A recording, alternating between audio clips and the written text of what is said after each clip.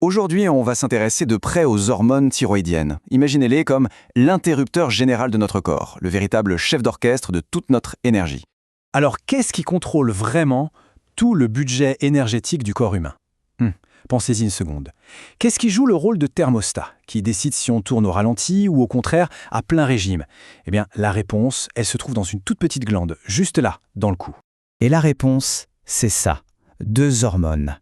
Minuscules mais incroyablement puissantes. Ce n'est pas un gros organe compliqué qui gère tout ça, non. Ce sont juste 2 petits messagers chimiques produits par la thyroïde, qui tiennent les rênes de tout notre métabolisme. Alors, qui sont-elles? Faisons les présentations. On parle de la T3, la thyroïdine, et de la T4, la thyroxine. Voilà nos 2 actrices principales. Ce sont ces 2-là qui sont au centre de tout. Leurs noms peuvent paraître un peu techniques, mais retenez bien T3 et T4. C'est vraiment ce qui compte pour la suite. Ok, maintenant qu'on sait de qui on parle, voyons ce qu'elles font concrètement. C'est la partie chaud et froid, le pouvoir de l'équilibre. On va voir à quel point leurs effets peuvent être, spectaculaires. Parce que oui, tout est une question d'équilibre. Quand le système en produit trop ou pas assez, les conséquences sont vraiment profondes. Si la machine s'emballe et en produit trop, on parle d'hyperthyroïdie. Et si au contraire elle tourne au ralenti, on parle d'hypothyroïdie. Et là, on voit vraiment le récit de ces 2 extrêmes. D'un côté, l'hyperthyroïdie. C'est comme si on mettait le moteur en surrégime. Le métabolisme de base explose, la température corporelle augmente, le cœur s'emballe, c'est la tachycardie, ça peut même fragiliser les os.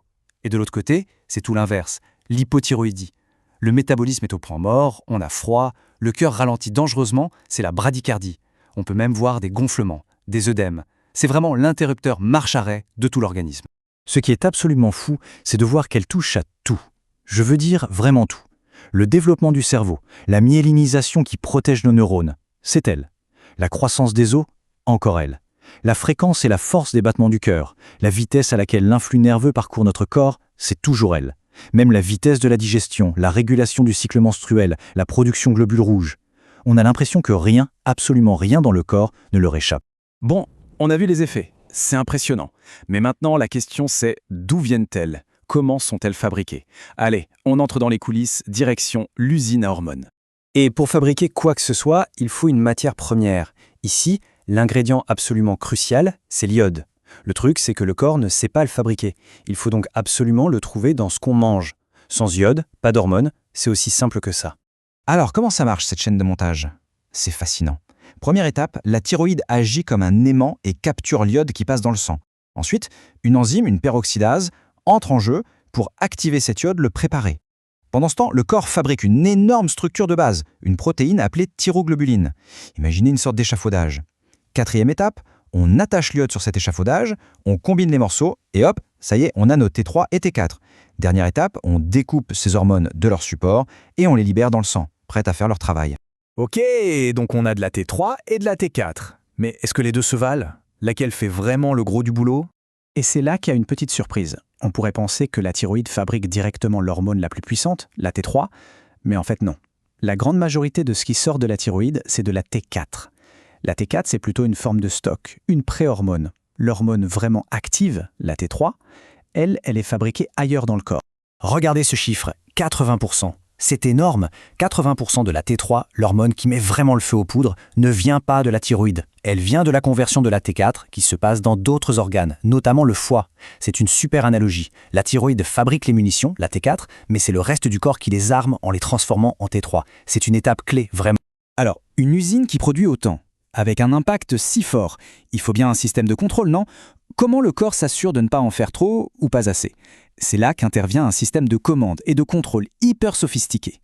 Et cette chaîne de commandement, elle ne commence pas dans la thyroïde, non, tout part de bien plus haut, du cerveau.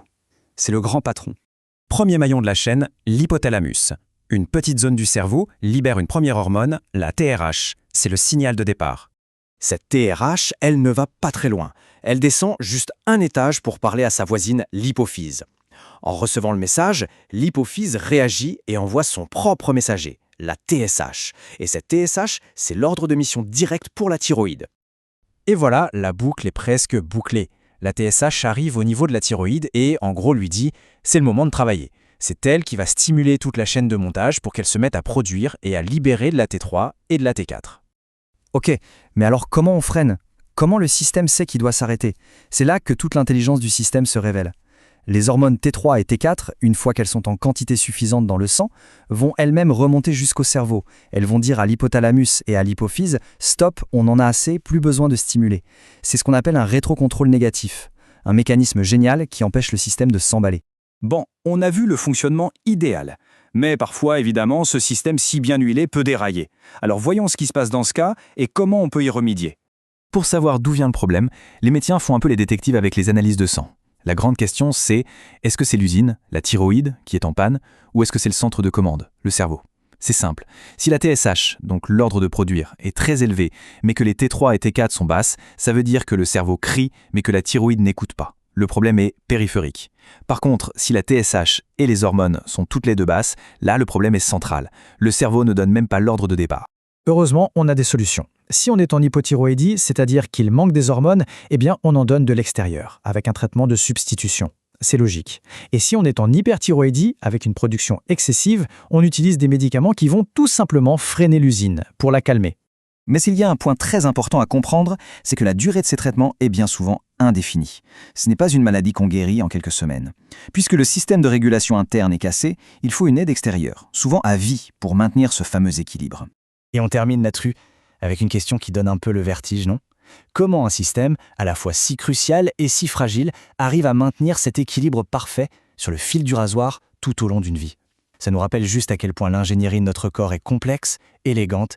C'est une danse chimique d'une précision folle qui se joue en nous à chaque seconde.